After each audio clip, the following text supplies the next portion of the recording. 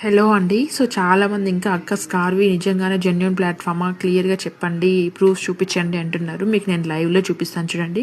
నేను డైరెక్ట్‌గా గూగుల్‌లోకెళ్ళేసి అడుగుతున్నాను స్కార్వి రియలా? ఫేక్ అనేసి. సో, ఇక్కడ మీరు చూడొచ్చు ఇది 100% రియల్ డిజిటల్ ప్లాట్‌ఫాము.